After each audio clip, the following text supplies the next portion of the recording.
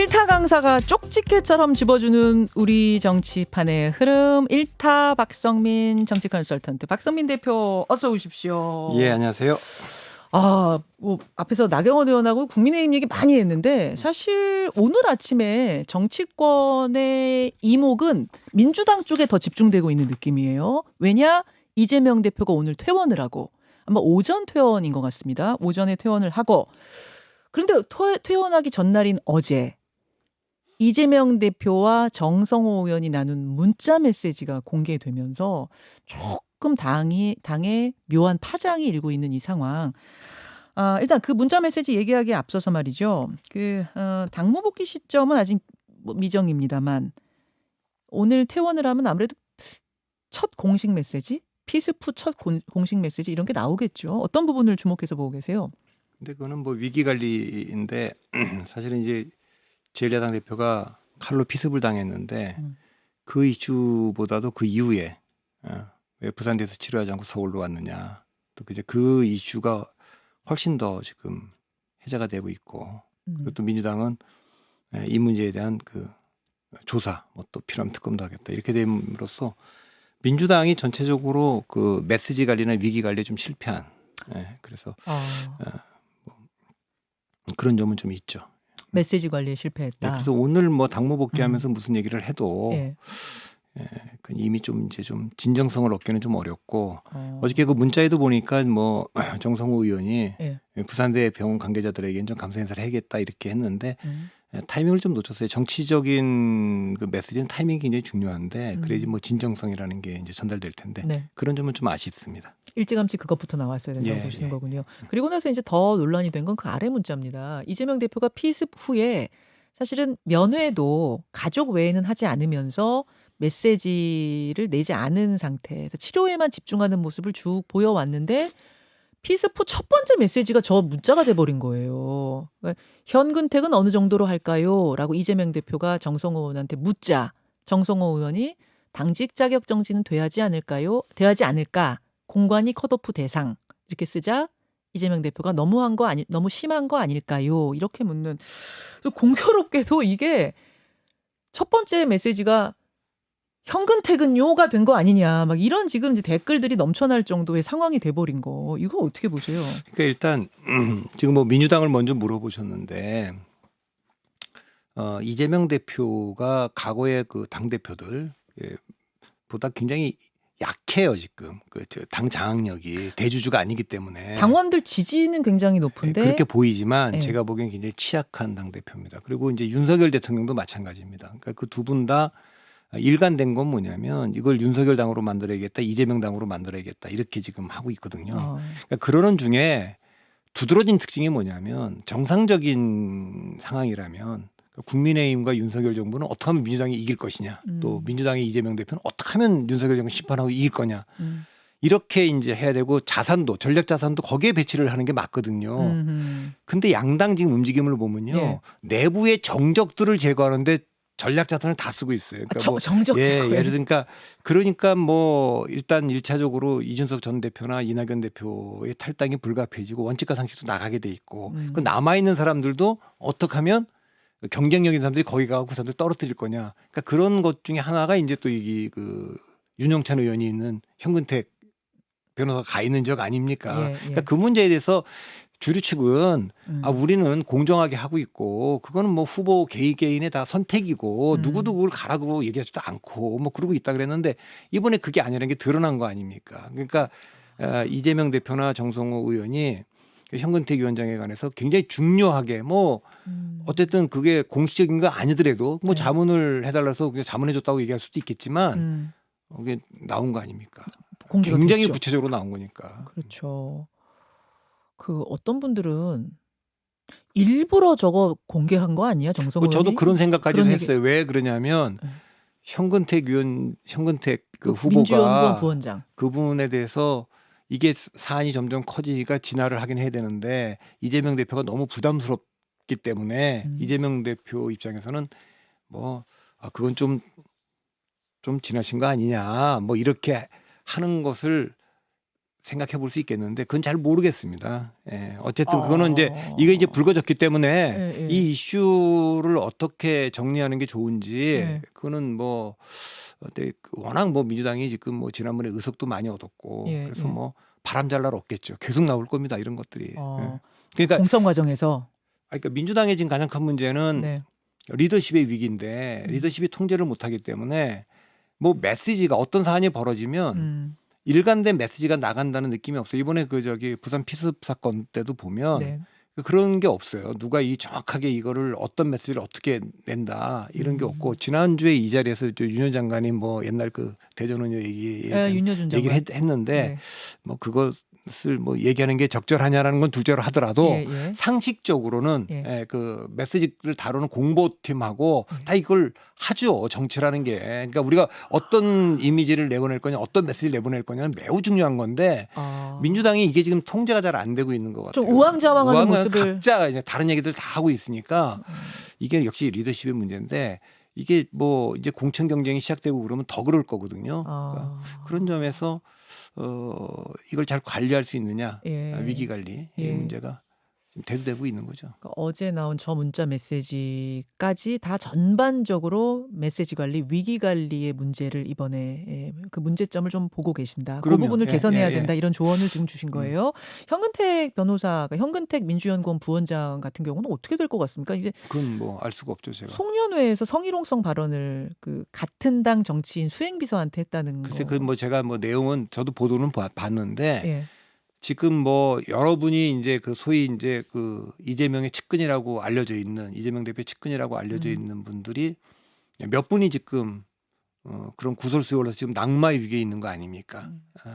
뭐 제가 이름은 거명하지 않겠습니다만 이제 그런 상황이 계속 될 겁니다. 왜냐하면 네. 지금 민주당 내에서는 사실은 비명계는 거의 지금 목소리를 낼 수 없는 상황이고 거의 축출되고 있는 그러니까 이낙연 대표 전 대표도 형식은 탈당이지만 거의 출당되고 있는 상태이기 때문에 그 경쟁이 굉장히 치열하거든요. 그러니까 이 경쟁 압력이라는 게 지난번 총선에 너무 많이 이겼고 그리고 지난 지방선거 너무 크게 졌고 그렇기 때문에 그 자체로 경쟁이 치열하고 그 말씀은 자리는 갈 자리는 별로 없는데 지방선거 떨어진 사람은 다 가고 싶은 거고 가고 싶고 그러니까 그 경쟁이 치열해지면 그 사실은 그 전통적인 민주당의 캐파를 지금 오버해 있는 거예요. 그렇게까지 돼 있기 때문에 이게 조정이 잘 안 되는데 리더십은 또 과거 어느 때보다도 약한 리더십이고 그러니까 이걸 누구도 이걸 정리를 못 하기 때문에 이런 일들은 계속 불거질 수밖에 없다. 제가 이제 어떻게 처리해야 됩니까라고 질문한 이유는 뭐냐면 현근택 변호사가 현근택 부원장이 이재명 대표의 측근이잖아요. 그 뭐 누구나 아는 대표적인 친명이기 때문에 이분을 어떤 식으로 당에서 뭐 마무리를 하느냐, 처리를 하느냐에 따라 전체적인 총선 흐름에도 영향을 줄 것인가, 뭐 그 정도까지는 아닌가. 그럼 정성호 의원 의견처럼 컷오프를 해야 되는 것이냐, 뭐 당원권 정지를 해야 되는 것이 당직 정지는 사실은 공천에는 영향 안 주잖아요. 그러니까 이제 어쨌든 그러나 이제 그 메시지에서 중요한 거는 이제 컷오프 대상이라고 얘기를 한 거 아닙니까? 네. 이제 그리고 뭐 그 전에도 뭐 대변인도 이제 뭐 대리기사를 찾겠다 저러고 있고 이경 대변인. 뭐 제가 뭐 성한 말 그다음에 또 다 아는 거니까요. 더민주 혁신위의 그또 뭐 장모 이렇게 그분도 있고 이렇게 다 이랬는데 가급적이면 사실은 이제 그분들의 문제이기도 하지만 민주당의 문제는 현역 의원들이 지난 180석 한 뒤에 국민들에게 좀 실망시킨 분들이 있거든요. 그러니까 그분들을 어떻게 정리하느냐가 관심 있지. 지금 도전자의 뭐 친명 후보들 그분들보다는 과연 혁신이라는 게 어느 정도로 될 거냐의 문제인데 민주당의 한계는 본인들 말로는 시스템 공천이라고 하고 그래서 전략 공천이 굉장히 제한적이에요. 그러니까 본인들이 불출마 선언했거나 아니면 컷오프된 지역 거기만 전략 공천하게 돼 있거든요. 나머지 경선하는 원칙이지 않습니까? 그 경선 자체가 내부에서는 공정한 시스템화한 경선이라고 보고 있고 바깥에서는 그것 자체가 불공정한 경선이다. 그러니까 이미 바이어스가 있는 그 권리당원들에 의해서 집단적으로 그리고 뭐 바깥에서는 유튜버들이 뭐 다 누굴 지지하고 누굴 떨어뜨려야 된다 이렇게 일종의 좌표. 좌표를 다 찍어주고 있는 상황에서 이걸 제지도 안 하고 있는데 공정하냐 이런 얘기가 음. 있기 때문에 저는 이 문제는 계속 불거질 거라고 봅니다. 아. 정리가 안 될 거라고 봅니다. 정리의 문제는 결국 리더십의 문제인데 네. 리더십이 이걸 계속 방치하고 있기 예, 때문에 예. 이건 정리가 잘 안 될 거라고 봅니다. 자, 계속 비슷한 맥락의 말씀을 하고 계시는 거예요. 공천을 둘러싼 이런 잡음들은 계속 일어날 이제 수밖에 시작이죠. 이제 시작이다. 예, 예. 그런 상황에서 오늘 원칙과 상식이 탈당 기자회견을 잡아놓은 것 같은데 윤영찬 의원이 현근택 변호사 그 지역구잖아요. 뭐 이 공교롭게 현근택 그렇게 변호사 됐어요. 이슈 때문인지 모르겠습니다만 윤영찬 의원이 참석을 안 할 수도 있다. 막 이런 얘기가 지금 돌아요 어제부터. 어떻게 보세요? 그건 잘 모르겠습니다. 그러니까 원칙과 상식에 대해서 그 네 분 생각이 다 같은지 뭐 여러 번 이제 도움결의했다 이렇게 나오기도 하는데 근데 뭐 이제 그 일 때문에 돌아가기는 너무 명분 없는 거 아닙니까? 예. 현근택 변호사가 경쟁자가 저렇게 됐으니 내가 다시 남는다 이렇게 하긴 어렵다. 왜냐하면 가장 이분들이 견디기 어려웠던 그 비판이 뭐냐면 자기들 공천 못 받을 거 같으니까 나가려 그런다. 어? 아니 공정하게 공천하는데 결국 공천 달라는 얘기 아니냐 이렇게 지금 비판을 받는 거고 우린 예. 그런 거 아니다. 당이 뭐 지금 패권 정당이고 방탄 정당이 팬덤 정당이기 때문에 네. 지금 그거 바꾸자고 하는 건데 근데 만약 현근택 후보가 저렇게 해서 남는다 그러면 컸봐라 공천 가능성이 높아지면 저 사람들 안 움직인다 이렇게 되지 않겠습니까? 그래서 그런 면에서 보면 명분이 없기 때문에 좀 너무 지금 그 많이 왔기 때문에 돌아갈 수 있겠냐 이런 생각이 듭니다. 윤영찬 의원이 오늘 탈당 기자회견에서 빠질 거라는 일각의 소문이 진짜일지 아닐지는 확인해 봐야겠죠. 잠시 후에 확인해 봐야 될 텐데 빠지기에는 지금 너무 명분이 없다라는 박성민 그거는 일타의 뭐 말씀. 일단 공천 때문에 저랬다라는 것을 증명하는 굳혀주는 거죠. 느낌. 예, 그렇게 되기 때문에 조금 명분이 없게 정치인들은 명분으로 정치하는 건데 아하. 너무 명분 없는 거 아닙니까? 그러니까 당은 변한 게 하나도 없는데 당이 갑자기 뭐 변했다는 흔적이 없지 않습니까? 통합 비대를 받은 것도 아니고 그렇죠. 뭐 아무것도 그렇죠. 없는데 현근택의 그 경쟁 상대가 좀 기스가 났다. 예. 그래도 남는다. 음. 저는 뭐 그럴 바에는 불출마하는 게 낫지 않습니까? 예, 그건 저는 정치가 그게 전 제 상식으로는. 예, 그렇습니다. 어제 또 화제의 장면이 하나 있었죠. 다시 한번 보여주시겠어요? 양양자 의원의 그 출판 기념회에서 신당을 추진하는 뭐 키맨이라고 불리는 5명이 한 자리에서 찍은 이 사진이 공개가 됐습니다. 이낙연, 이준석, 금태섭, 양양자 그리고 유호정 의원까지 5명의 이 사진. 사실은 저 안 가려면 안 갈 수도 있는 거잖아요. 출판 기념회. 근데 5명이 다 왔어요. 이거는 함께 하겠다는 의지를 상징적으로 드러내는 거 아니냐? 그거는 아직까지 잘 모르겠습니다. 그러니까 양양자 의원의 그 바깥에 지금 나와 있고 예. 그러니까 뭐 응원차도 갈 수 있는 거기 때문에 뭐 다른 분들은 잘 모르겠는데 사실 뭐 지금 이상민 민주당 의원도 이제 국민의힘에 입당을 하지 않았습니까? 네. 그러니까 양양자 의원, 조정훈 의원도 이미 들어갔고 예. 그다음에 뭐 양양자 의원도 그런 얘기가 좀 있었기 때문에 예, 그건 좀 더 지켜봐야 될 것 같습니다. 양양자 의원이 국민의힘 제3지대에 있을 것인지 예. 아니면 뭐 국민의힘에 입당할 건지는 제가 잘 모르겠고 다만 이제 이준석 전 대표가 탈당한 상태고 이낙연 대표의 탈당이 예고돼 있는 상황에서 네. 제3지대로 하나로 뭉칠 거냐? 그건 저는 뭐 제3지대로 뭉쳐야만 해볼만 할 거라고는 보는데 그게 굉장한 이것도 리더십이 있어야 됩니다. 왜냐하면 이해관계가 굉장히 다르고 그러니까 정강 정책이나 비전은 어떻게든 될 겁니다. 왜 1당과 2당을 지금 꺾자고 하는 거 아니겠습니까? 1당, 2당이 제대로 했으면 3당에 무슨 그 동력이 있겠습니까? 이제 그렇죠. 그런 면에서 보면 저는 그냥 그대로 갈 거라고 좀 보는데 다만 이제 저 다양한 세력들의 공천 문제를 조정하려면 상당한 리더십이 있어야 되는데 그게 가능하겠냐라는 생각이 좀 있습니다. 우려가 있습니다. 이들이 힘을 내려면 파괴력 가지려면 뭉쳐야 된다. 근데 결국은 장애는 공천 문제. 다른 말로 하면 지분 문제가 될 거다 그 말씀이시군요. 어쨌든 다 경쟁을 하고 있으니까 예, 예. 그러니까 그분들 조정을 해줘야 될 거 아니겠습니까? 그렇죠. 이제 그런 문제가 심리하는 거예요. 그러니까 일단 뭉치는 것 자체는 1당과 2당을 반대하게 해서 3당으로 뭉치는데 제가 그래서 그 역사적으로 계속 뭐 메이지 유신 때 뭐 사초 동맹도 네. 얘기했고 예. 2차 대전 때 독일을 상대로 한 뭐 미국과 소련의 연합, 일본을 상대로 한 공산당과 국민당의 뭐 국공합장 이런 얘기도 드렸는데 그거는 당면한 어떤 적을 상대로는 뭉칠 수 있는 거거든요. 다만 상당한 리더십이 필요한 겁니다. 그런 정도의 결단은. 그러니까 그 리더십이 과연 지금 나와 있는 분들 사이에 있느냐. 그래서 그게 되면 뭐 그 3자 구도로 치러질 수 있는 거고 예. 그 리더십이 없어서 안 되면 예. 뭐 다자구도로 아. 사자구도나 이렇게 그렇게 치러질 수도 있겠죠. 이준석 전 대표가 주말 즈음에 어떤 이야기를 인터뷰에서 했냐면 지역구는 연대에서 같이 내고 비례는 신당들이 따로따로 내는 방식. 그 또 할 수 있다. 뭐 그렇게 이런 한다는 건 일종의 선거 연대를 하자는 얘기거든요. 그러니까 비례대표를 따로 낸다는 건 당을 따로 차린다는 거잖아요. 예. 그렇게 하고 이제 선거 연대를 하자는 건데 파괴력은 약할 겁니다. 그러니까 국민들한테 그 지역구마다 다 이렇게 그 지역구 선거 연대보다는 예. 저는 성공하려면 예. 선택지는 1번, 2번 그리고 3번 하나. 합당. 예, 그 합당 당은 하나 플랫폼 정당이라도 예. 그리고 그 정당 하나로 1번, 2번 싫어하는 사람들은 다 3번 찍어라 이렇게 단순하게 직관적으로 줘야 되지 복잡한 선거 캠페인은 전 성공하기 어렵다고 봅니다. 아, 연대가 아닌 합당이 돼야 된다고 파괴력까지 일단은 주려면. 예, 그거는 일단 이번 선거는 그렇게 치르고 아니, 그러니까 합당을 하려고 치면 지분 싸움이 보통 나잖아요. 그 비례대표 순서라는 게 정해져 있는 건데 그럼 누가 앞자리에 갈 건지 누가 뭐 몇 명을 넣을 건지 뭐 이러다가 깨지고 막 이러는 거 아니에요? 예, 그렇게 되면 이제 이건 성공할 수 없습니다. 그러니까 YS가 김영삼 대통령이 예. 이제 자기랑 그 틀어져 갖고 나갔던 이해창 그 전 총리 예. 총선 불과 얼마 앞두고 신당당 비례대표 1번, 전국구 1번이죠. 그리고 선대위원장을 맡춰줬어요. 그다음에 97년 김대중 대통령은 뭐 그때 지지율이 얼마가 된지 모르겠습니다. 예컨대 뭐 한 자리 숫자인 그 JP를 찾아가서 예. 사실은 5대5로 나라를 운영합시다. 음. 저는 지금 이준석 대표가 됐든 누가 됐든 내가 뭐 이준석 대표가 내가 보니까 당원도 제일 많고 지지율도 제일 높고 실제로 이 당의 그 중심은 나다. 이렇게 생각하는 순간 빅텐트는 깨진다고 봅니다. 그러니까 자기가 갖고 있는 것보다 자기의 지분을 작게 네. 그럴수록 성공한다고 저는 봅니다. 알겠습니다. 알겠습니다.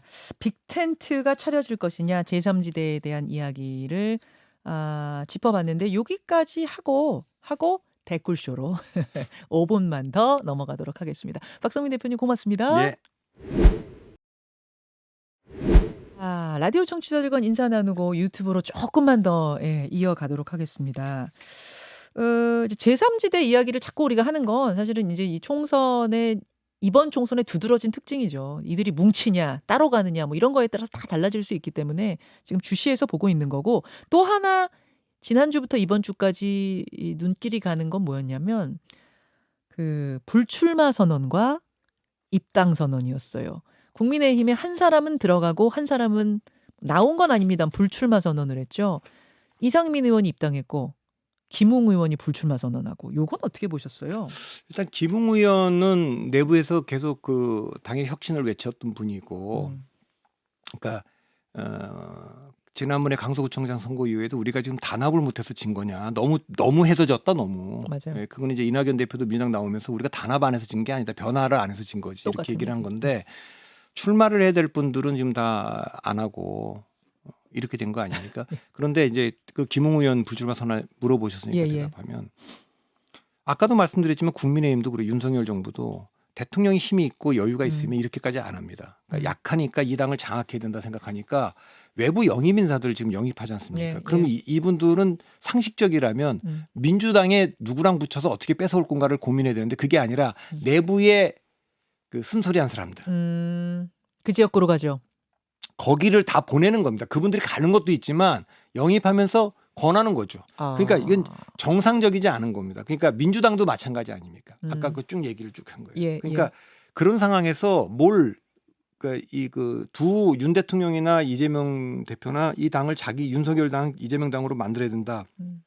이런 목표를 향해서 쭉 가고 있는데 그렇기 때문에 제3지대의 그 원심력은 더 커지는 거예요. 아까 현근택 변호사에 대해서 얘기를 했지만 그분을 징계도 출마를 안 시켜야 된다. 이게 옛날 같으면 읍참마속이라고 당대표나 이런 분들이 대통령 선거 나갈 분들은 가감히 그렇게 해요. 그 뒤에 이제 그 뭐 자기가 대통령 나가거나 이 당을 위해서 선거를 승리를 해서 이렇게 하는데 그렇게 하기에는 그 정도를 징계해서 출마를 막으려면 너무나 많은 사람들 현역 의원들에서 대거 그만두게 해야 될 겁니다. 그러니까 이게 같은 잣대로 들이대서 이 정도에서 출마가 안 됩니다라고 하면 전국에 있는 수많은 경쟁자들 그럼 이 사람은요? 이경경은 어떻게 할 겁니다라고 물어올 때 대답할 수 없을 정도로 기준이 허들이 너무 낮아져 있는 거예요. 그러니까 제가 그 박근혜 전 탄핵을 했던 주도했던 정당인데 허들을 낮추다 어디까지 낮춰줬냐? 저는 허들이 땅바닥에 그냥 깔려 있다고 봅니다. 그냥 아무나 넘나드는. 그러니까 기준이 없는 거예요. 그러니까 옛날 같으면 뭐 기소하면 당연히 공천 안 주는 거죠. 뭐 당원 자격도 뭐 박탈하고 다 이렇게 한 거죠. 옛날에는 뭐 정치적으로 셌죠. 그게 사실 법적으로 맞느냐 이런 논쟁도 있었지만 법적 책임을 묻는 게 아니라 그렇죠. 이건 뭐 정책 도덕적 책임을 묻고 막. 근데 지금은 그게 안 되니까 누구는 그만두게 하고 누구는 내보낼 수가 없는. 그러니까 원칙이 완전히 무너져 있는. 그건 원칙과 상식에서도 얘기하는 진짜 원칙이 무너지고 상식적이지 않다 이제 이런 건데 똑같이 여기도 지금 국민의힘도 그런 겁니다. 그러니까 그런 식으로 그 자꾸만 당을 장악해야겠다. 목소리가 다른 소리가 못 나도록 해야 된다. 그런다고 안 나오지 않거든요. 박근혜 대통령이 2010년에 뭐 그 찐박 논쟁까지 하면서 네. 진박 간별사까지 동원들을 하면서 했지만 어떻게 됐습니까? 저는 그것이 탄핵이 그 분열의 원인이라고 보지 않고 탄핵은 보수 정당 분열의 결과라고 봅니다. 그러니까 2016년에 이미 공천에서 김무성 대표, 유승민 원내대표하고 갈등이 있으면서 탄핵 국면에서 방어를 아무도 안 한 거죠. 그러니까 전 그런 점을 조금 역사로부터 배워야 되는데 좀 거꾸로 가고 있다. 지금 리더십 얘기하셨어요. 질문은 뭐였냐면 김웅 의원 불출마였거든요. 결국 이 얘기는 김웅 의원 지역구에 지금 대통령실에서 한 사람이 출마하겠다고 나섰고 여러분 어제 사진 보셨습니다만 배현진 의원 옆에서 사진도 찍고 뭐 힘이 실리는 분위기 이런 분위기 속에서 김웅 의원이 불출마를 하니까 물론 그 사람이 와서 내가 불출마합니다라고 얘기한 건 아닙니다만 사람들 보기에는 결국 대통령실에서 대통령 측근이 내려오니까 김웅 의원이 이렇게 되는 거 아니야? 뭐 공천 해보나 마나라는 생각을 하고 이렇게 된 거 아니야? 뭐 이렇게 이제 얘기를 하게 된다는. 이제 그것도 있고 김웅 의원은 아마 그 얘기도 했을 거예요. 그러니까 그분도 자존심 굉장히 세신 분이고 검찰에다 오신 분인데 그 불체포 특권 포기 서약을 해야지 공천 주겠다고 얘기했고 저도 그 점에 대해서 한동훈 위원장이 그 수락연설에서 그 얘기를 했거든요. 네. 근데 정치적으로 물론 무슨 의미로 한지는 알겠는데 헌법상 권리로 지금 돼 있는 것을 불체포 특권을 포기를 강요하는 게 있을 수 있느냐. 자발적으로 나는 불체포 특권 저의 경우는 그 지난번에 민주당에서 뭐 선언 한 분인가 한 적이 있지 않습니까? 네네. 그러니까 그렇게 할 수는 있는데 당 대표격인 비대위원장이 불체포 특권 포기 선언 한 사람들만 공천 주겠다. 그리고 또 서약서를 또 써요. 예. 일부 출마자들이. 예. 그렇게 하니까 김웅 의원은 나는 그렇게까지 하면서 국회의원할 생각은 없다. 그러니까 뭐 거기. 근데 그 국민들은 되게 좋아하시잖아요. 불체포 특권. 저는 그건 뭐 포퓰리즘이라고 봅니다. 전형적으로. 그거는 그렇게 처리할 문제는 저는 아니라고 봅니다. 그거는 예를 들면은 각자가 포기해야 될 문제지 포기를 안 하면 공천 안 주겠다고 얘기하는데 그게 있을 수 있습니까? 그러니까 권고를 하고 서약 그러니까 원하는 분들 서약을 받을 수는 있지만 그걸 조건으로 거는 건 안 된다.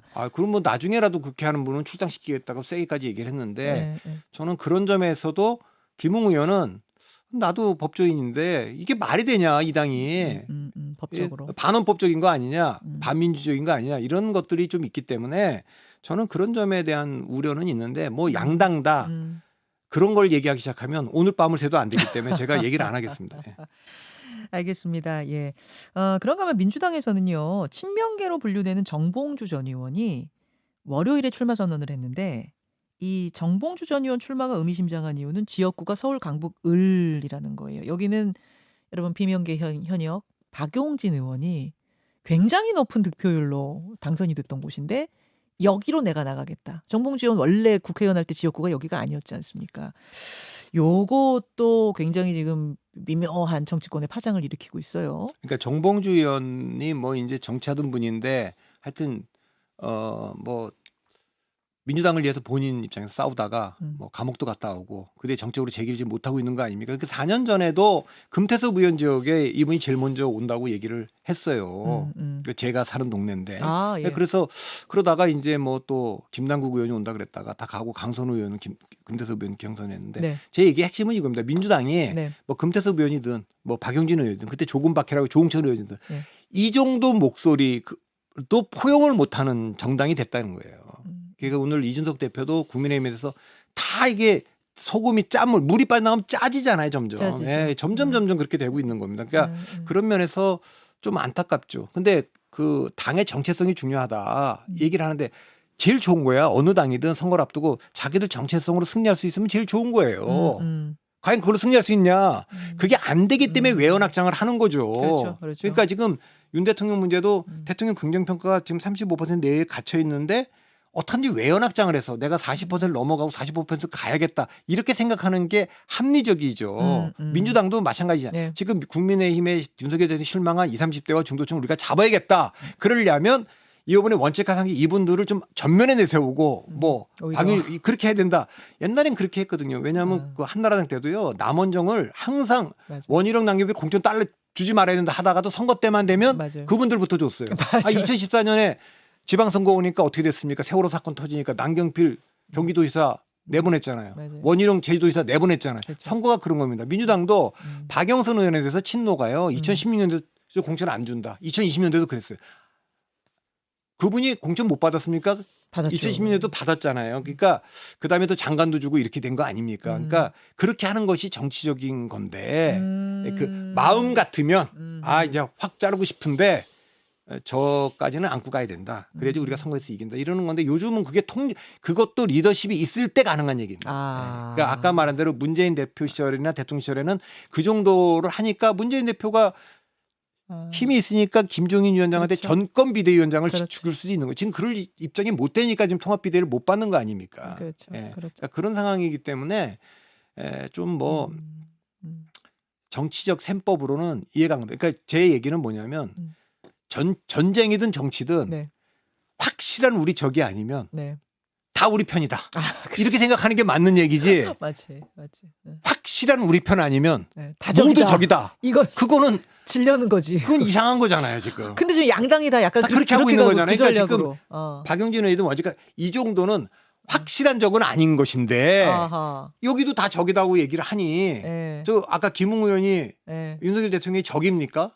그런 거 아니고 똑같이 검찰 탄압 받을 때 나온 분인데 윤석열 대통령보다 먼저 나온 분이에요. 그렇죠. 이제 그런 분인데 그분도 거기에 모집을 정도면 양쪽의 리더십이 취약해서 그럴 수도 있고 아니면 너무 협소한 생각 이걸 갖고 있다. 저는 그렇게 보죠. 듣고 보니까 진짜 그러네. 양쪽에다 쓴소리를 하는 사람들 중에도 아예 당 나가는 분들 정도가 아니라면은 우리 편으로 만드는, 그러니까 덜 짜게 하는 전략으로 가야 되는데 지금 점점 더 짠 전략으로 쓴소리를 다 자객공천 비스무리한 느낌으로 국민들이 받아들이게끔 하는 분위기로 가버리면 이거는 굉장히 위험하다. 김영삼 김 대통령이 정적들한테 제일 좋은 자리를 줬잖아요. 그래서 빌번 줬고 여기 JP한테 절반을 가져가. 그분 JP가 사실 YS 3당 합당에서 그걸 자기를 고립시켰던 분인데 거기 가갖고 권력을 우리 딱 50대 50 지분으로 합시다. 그런 셈법은 이제 정치적 셈법인데 그거 없잖아요. 그래서 제가 아까 신당도 이준석 대표도 이거 계산해 보니까 나와 있는 사람들 중에 우리 얼마고 이거 계산하면요 끝나는 겁니다. 그 순간에. 알겠습니다.